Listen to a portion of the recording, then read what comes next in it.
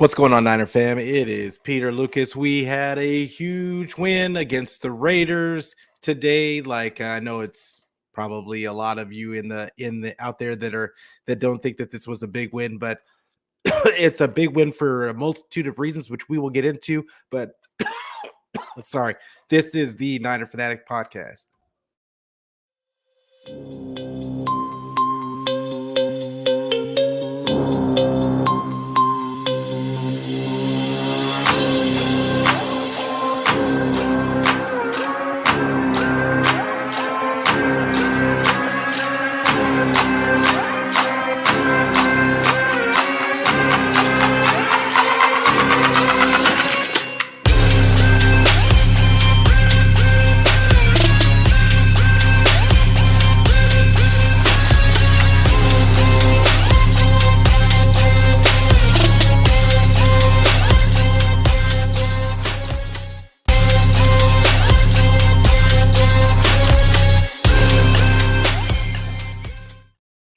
Hey, what's going on, you guys?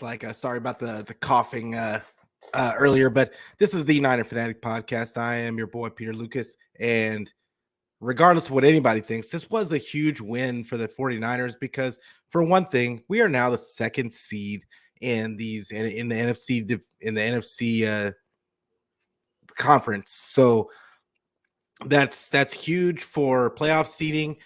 We actually have a chance now to get the number one seed, and it's a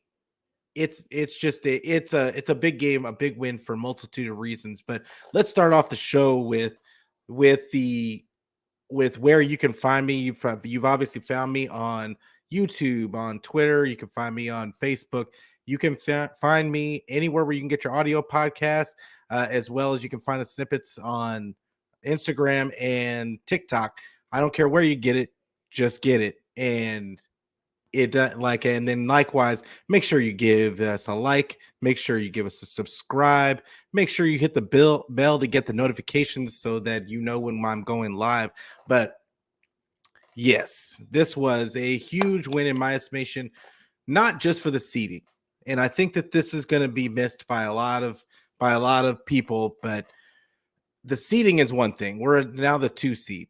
But I've said in my previous shows that eventually this defense was going to they couldn't be as generationally good at all times. There was gonna be a letdown at some point, because defenses don't, in today's league, they're not built to be that good, to just shutting teams out like they were doing. I'm not shutting him out, but you know what I mean. So it was gonna happen eventually that they were gonna give up some points. But what I was looking to see was, could Brock Purdy come through in that moment and get into a shootout if he needed to get into a shootout, which I think he showed me a lot in this game, because it doesn't matter that it's not really the playoffs and that the Raiders aren't even a playoff team. That's not even it's the pressure. It's the pressure. It's the situation. You're in a situation to where, especially for Brock Purdy, he's in a situation to where people are now looking at him. Oh, you could maybe be the future of the franchise. He's been on this streak. He's doing things that quarterbacks haven't done in ever in the NFL, and coming in as a rookie 7th round pick. The last pick of the draft, that he's doing. These are things that have never happened before, right? So now you've got a situation where he's got all this pressure to perform, and the kid is performing. Did he make a couple of errant throws? He did make the one interception, but honestly, to me, it wasn't even it was really a jump ball situation. It really wasn't that bad of a pick, in my opinion. I really looked at the way he was managing this offense, and there was a couple of drops by the wide receivers that I mean, his numbers would have been even better. So I think Purdy looked great in this game. I don't care what anybody thinks, but the reality is the defense. I don't hold the defense so accountable for this game, because it's impossible. It's impossible in today's NFL for you to continue that type of run that they were on. So eventually it was going to happen. And the Raiders, while they didn't have Derek Carr, it actually Stidham, I think, is a better fit for the. And honestly, I don't want to try to say Stidham is better than Carr, but what I will say about Stidham is he gives you a different dynamic in that system. He knew the system better than Derek Carr. He had been in the system maybe because he had been in New England. So he already knew the system, and him having that knowledge and then on top of it having the mobility to get out of the pocket and take advantage of some of those let's be honest, the defense was leaving wide open running lanes because of the stunts, the different blitzes that they were using. And honestly, I just think D'Amico didn't have that great of a game plan in the beginning. But before we dive completely into everything, I'm going to say what's up to a couple of people that are in the chat already. Hey, appreciate you, Jesus, for coming through. Niner gang, definitely, most definitely today. Like we had to stick together as a family today through this win, and hopefully nobody got too down because I know that I was biting my nails like going into that fourth quarter, but at some point, it's weird that I'm going to get to it in a second. But Cowboy Angel, what's going on? You were there for the earlier today for the preview show. Appreciate you coming through. CMC deserves to be in the Pro Bowl. He does. I would say he does. He had a great game today, and he was running with a little bit of extra oomph all game long today. I can't say enough about CMC. That was a performance. And we'll get into his stat line a little bit later, but crazy. And like, I was really impressed with what I saw from CMC. But I got Damien in here. What's up, Niner Faithful? Appreciate you, Damien, for coming through. Mac Joe says, what's going on, Faithful? What a game. Happy we got the win and I'm proud of Brock Purdy and how the 49ers played. I'm telling you guys, it was a big win for the psyche of Brock Purdy. It was a big win that he never got, even after throwing the pick, didn't get down on himself, went right back to driving us right back down the field. Like, that's huge. I don't think people understand how huge that is. And granted, the Raiders are not a good defense. We ran, we passed, we did whatever we wanted against them. Let's be honest. They had a couple of drives that they shut us down, but for the most part, I mean, Purdy and CMC had their way. I mean, it didn't matter who, to be honest, who was whether it be Purdy, CMC, Jordan Mason got his first touchdown. Big up to Jordan Mason. Like we've been championing this guy all season long. He finally got his first touchdown of the season. And what do you know? He averaged 6.5 yards a carry. The guy, he doesn't know any other way to finish a game than averaging 6.5 yards a carry. The guy is, and he just carried two defenders into the end zone for a touchdown today. Great touchdown by him. I thought that was real tough running. And it was honestly, it was great vision seeing that hole. I mean, he went perfectly square into that hole and yeah, ended up dragging those guys in the end zone, but great job by him. I see Melissa in the chat. Like she says, how bad was the Dre injury? I missed that. My feet cut out. I'm scared for him. The Dre injury. I know that. He ran off the field. So he ran off the field, and so I'm thinking it was probably precautionary, them keeping him out for the rest of the game, but I think we're gonna find out later. I don't think it was so bad, because they just didn't bring him in because honestly, they wanted to win the game because of seeding, but they're not gonna risk hurting Greenlaw for over a meaningless, and I shouldn't say meaningless, but over a regular season game when they're already going to make the playoffs. It's more important to have him healthy going into the playoffs. So, and we may not see him next week either. So, but don't be surprised. But I think he's going to be okay. I'd be shocked if it was a major injury because he literally ran off the field. What I'm really worried about is that Aaron Banks injury. Because he went down with a knee. That's what I saw. And that guy's been nails for the whole season. He's been nails the whole season. He's been great for us the whole season. And honestly, Brunskill didn't do too bad coming in to back him up. But at the same time, I want Aaron Banks. I love what Aaron Banks gives us from from that left guard spot, and he's perfect next to Trent Williams. Now, granted, I mean, it didn't seem like the offense really missed a beat with him out, but we're like I said before, the Raiders are not a playoff team, so we're gonna play some better defenses, and that's gonna become an issue if he's out for a significant amount of time. Hopefully, he didn't seem too down on it. I saw him on the sideline, and he didn't seem too down. So I'm hoping that it's not too bad. But I'm sure we'll be hearing about that within the next day or so. But also, yeah, she also said loves Jordan Mason. Man, I love the kid. I want him to get more run. Like, I really do. I'm hoping that us going into the playoffs is going to get him that run that I feel like he deserves. TDP had a good run. Like, I thought he was in there for a couple of plays, and he had a good run. There was no hole there, and he found a way to get that first down. So big up to TDP. Yeah, he said, who takes over Aaron Banks' position? Oh, he said it is a severe MCL sprain. Well, then I mean it's going to be Brunskill. It's probably what we saw today. And luckily we had Brunskill as a backup, and hopefully we've got even more guys that are ready to go. We haven't really had many injuries on this offensive line, knock on particle board. But hopefully we can get through. Hopefully it's something that at least if we get far enough in the playoffs that he can come back later. I don't know how many weeks. I'm probably going to look it up after I get off of the show, but it's that's pretty devastating an injury. I think that we're lucky to have Daniel Brunskill backing him up because he has experience in the offense and experience. But I mean, I don't remember him playing too much left guard, so I'll be interested to see how they handle that. But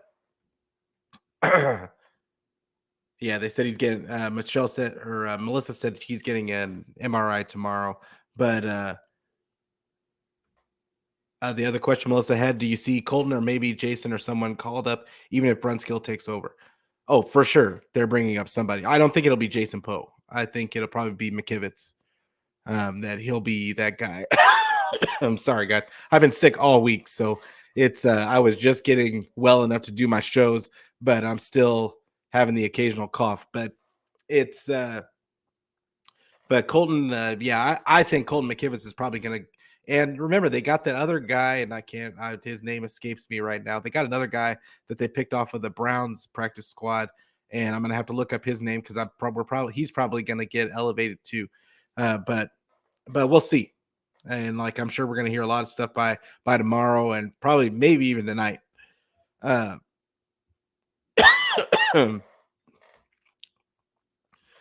And Mac Joe said one of the things that hurt us was the fouls. There was a couple of penalties that really killed us, and honestly, that the one that really hurt really bad was the play with Warner, the face mask where he almost yanked the guy's entire head off, and there was no excuse for it. He had guys backing him up. They had to get 12 yards. I mean, you had to know you had help coming. So there was no reason to reach out for a face mask.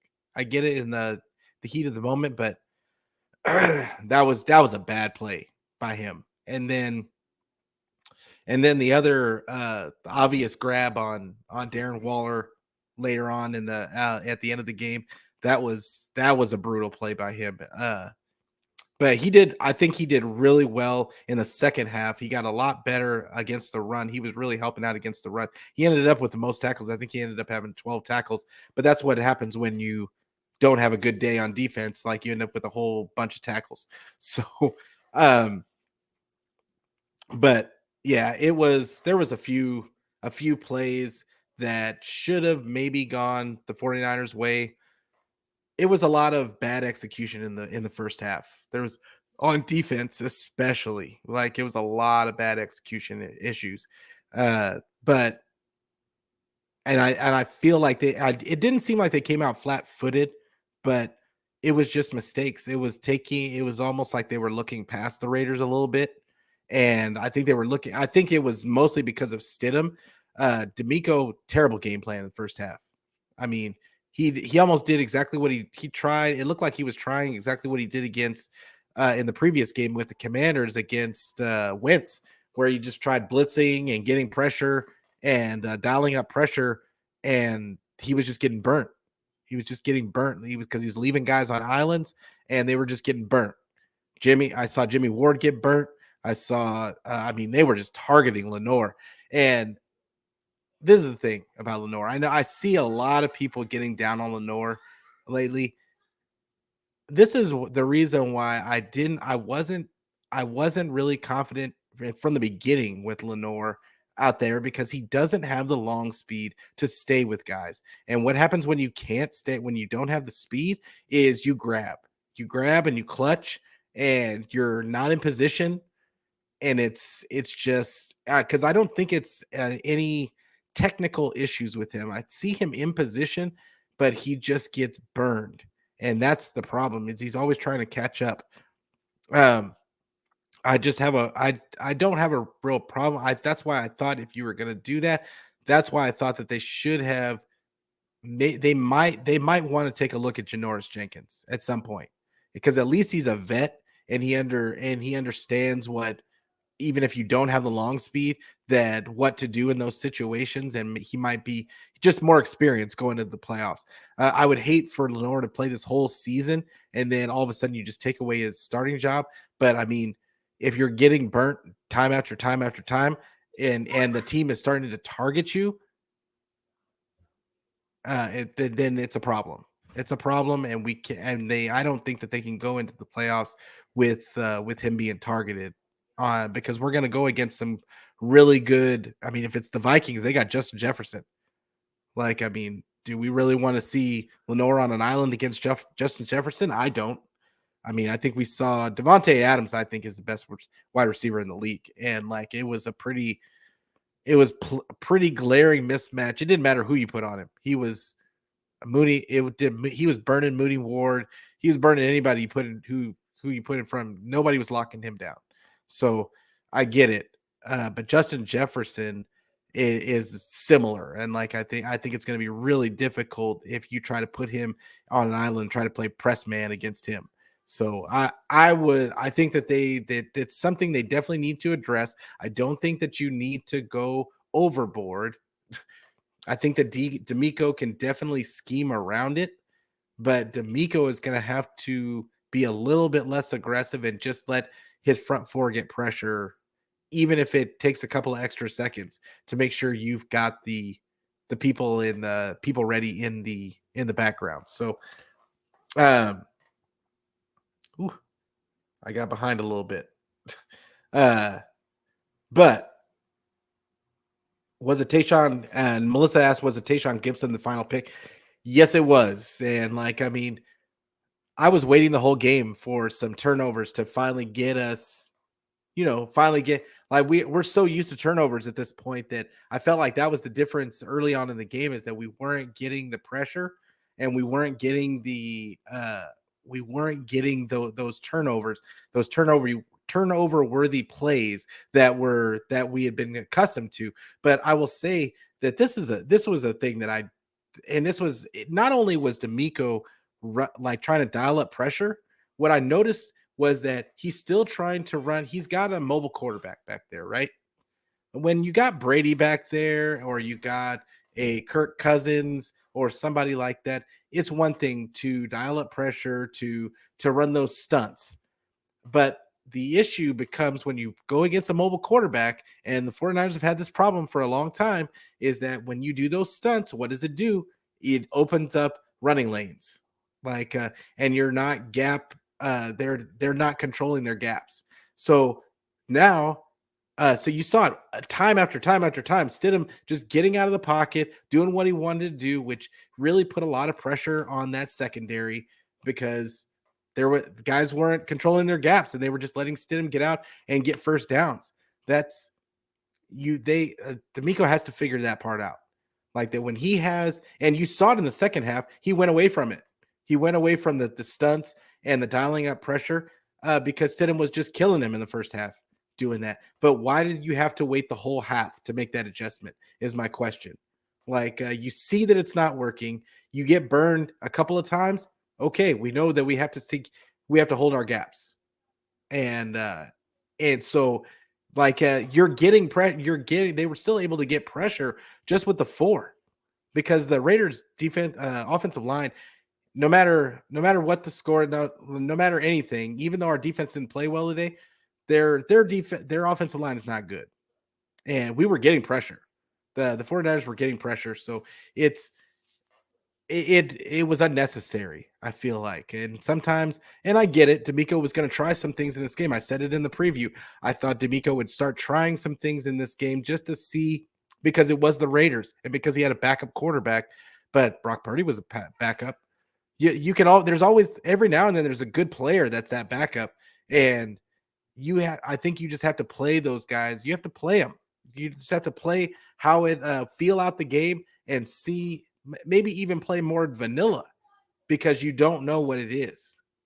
So, but it is what it is. We ended up getting the win. There's nothing really to complain about. It's just, that's something that I would like to see from D'Amico, to be a little bit less aggressive, especially in the beginning of games when he doesn't know when he doesn't know how it's going to affect that quarterback. But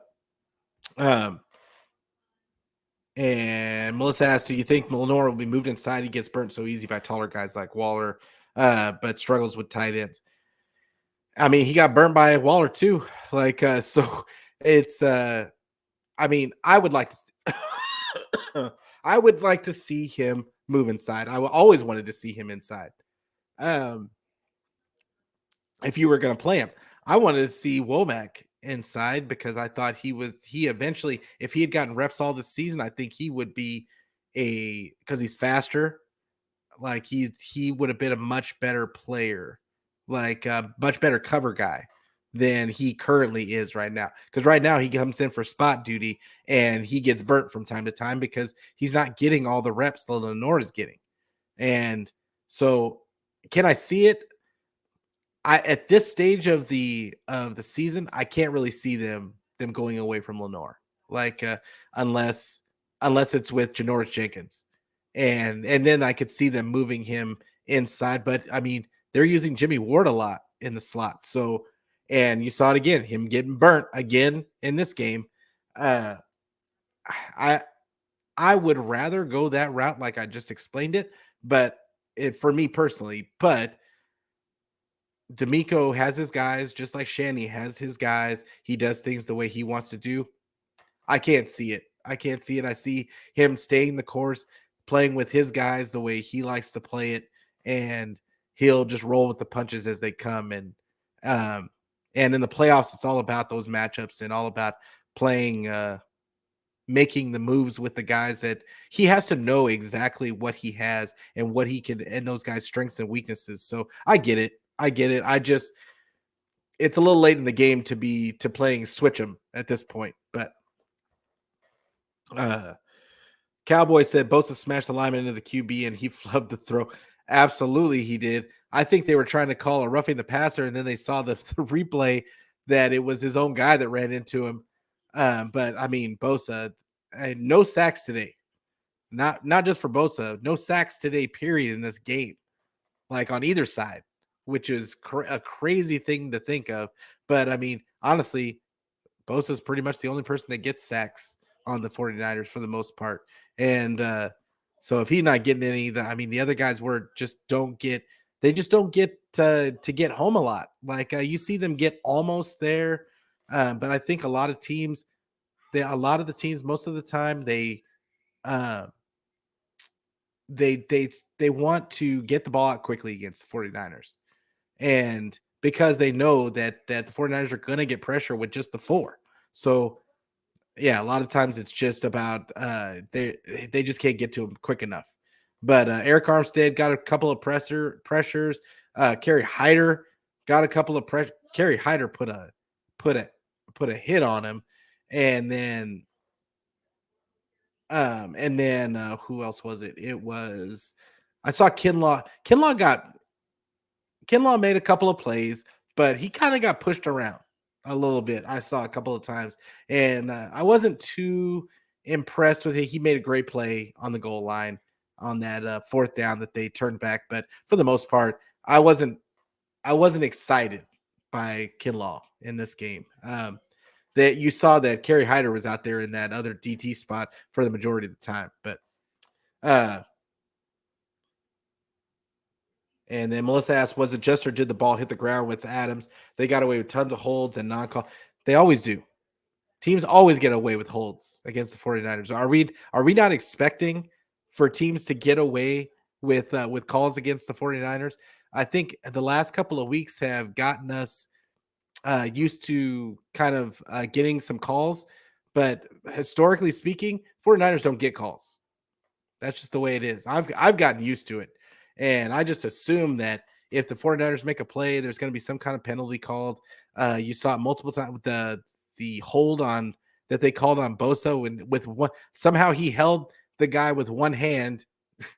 He was right in front of him and he held him with one hand.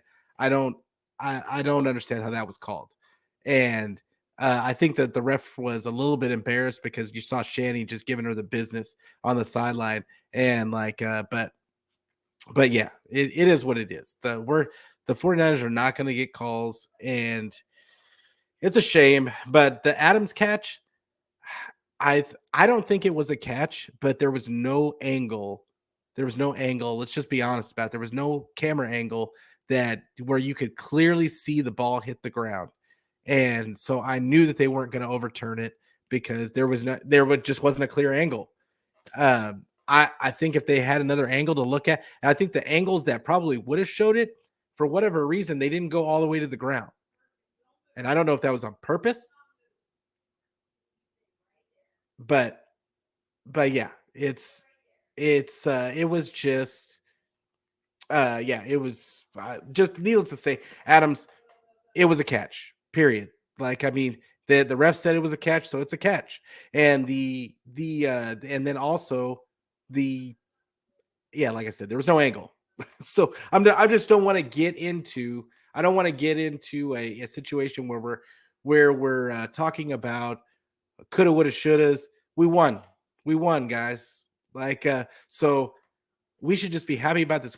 We should be happy that Purdy got tested today and that he came through. I think that I don't want to get too down on the defense because, like I said earlier, it was completely. I knew that it was coming eventually, and the Raiders, no matter even though they're the Raiders, those guys got weapons. They got Hunter Renfrow, they got Darren Waller, they got all these weapons. They got the best receiver in the league in Devontae Adams, and then they got Moreau, that other tight end that they've got. He's pretty decent. Then they've got their running back that it was painful to see that we gave up our streak of no running backs getting over 60 yards. He ended up, I think, getting 63. I want to say that's what he got. Oh, 69. But we still got a record for under 70 yards now. So it's it comes down to this. Like defense didn't play as well as they normally would. We're going to not every team in this league has weapons like the Raiders do. But the same reason why the Raiders were able to do what they do is the same reason why the 49ers offense looks the way that they do. They've got weapons. And I think a majority of teams don't have that many weapons on their squad. Now, the Raiders throughout the season haven't been able to take advantage of it. 49ers have a quarterback that is absolutely taking advantage of the weapons that he has. But most teams do not have the number of weapons that the Raiders and the 49ers have. So I don't necessarily think that this means that they're all of a sudden going to start giving up points like crazy. I just don't. So, and I have faith in D'Amico Ryan. So it is what it is. Let's see what else everybody has to say.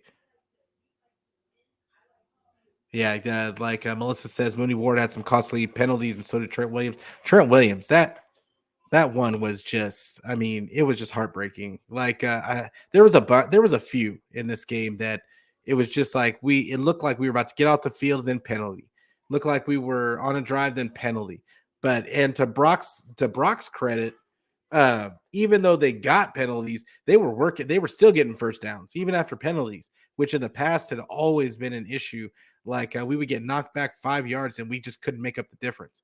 But today's game, Brock was making some throws, and there was a couple of drops by Aiyuk and CMC that honestly, like, I mean, they should have had. And the one by Juwan Jennings, to me, it was in his hands. Like I felt like he should have brought that in. So I think Brock played a little bit better than people are going to give him credit for. Like, but I thought he played really well. Like for a third string rookie, seventh round, last pick of the draft quarterback to be coming in and playing as well as he is and dropping how many 37 points. Uh, and I mean, he's been dropping 30 plus points routinely now. So not just him, it's the team, but at the same time, he's giving this team confidence and he's putting these guys in position. He's throwing some great balls. Now, granted, he threw a couple that weren't good. That's going to happen. He's human. but yeah, it's I was really impressed. And Melissa asked Peter the thought on the Kittle flag. I don't get how that was. Yeah, there was no way that was holding. Like I'm sure that the league is going to do their due diligence to apologize for that call, and that it should have never been called. But it's too late now. That's what always happens. It doesn't matter because we won. But like so now Cowboys said, let's get this number 1 seed. Let's go. You know what? It's getting me hyped now because I want to say like that. I thought that number 1 seed was not on our radar because of how far away the Eagles were. But I mean, then you never know in this NFL. Guy goes down, their quarterback goes down, and now Gardner Minshew doesn't look too hot. And I want to take that as an opportunity. I hate to go back to Purdy, but I want to take that as an opportunity to talk about this. That is what teams are used to when your backup quarterback comes in. Your backup quarterback is a backup for a reason, usually. And when your backup comes in like a Gardner Minshew, and he has a good game, he dropped 34 or 35 points against the Cowboys last week. But I think in this game, in this today, it wasn't looking so hot. And and that's what I think most teams expect when you bring in your backup for multiple games is that teams are going to see the tape, and then guess what happens? So guess what happens? Like it's just too much for them. Like once these are the best of the best. So when Brock Purdy comes in and doing what he does, that makes it even more spectacular. In my mind, it makes it more amazing that he is still. I mean, he got out of trouble a few times, and like I said, I don't want to dwell on Brock Purdy, but it was. I'm sure that we're going to see some tape in the next couple of days from the Brads and the John Chapmans and the Baldingers, and they're going to show us how good some of those throws were. Like because I was really impressed. That throw to Kittle in the back of the end zone, that was pretty. And but yeah. So it could be much worse. We could still have our last backup quarterback, who I don't think was as good, which is why Brock Purdy won that job. But yeah, or we could have Gardner Minshew. Like I heard a lot of people wanted in the offseason to pick up as a backup. Or who was the other guy that everybody wanted? Marcus Mariota. Or there was a whole bunch of guys like that people wanted like to back up Trey. And I'm honestly glad we've got what we've got. I think the front office did a great job in putting this team together. So It is what it is. I'm just happy that we got this win. And I'm about to get out of here. I'm going to do a show for like my main show on next Tuesday. I'll be on Ryan's show tomorrow, Ryan Hensley's show tomorrow morning. Make sure you guys check out that. He has a show every weekday, 8 a.m. to 9 a.m.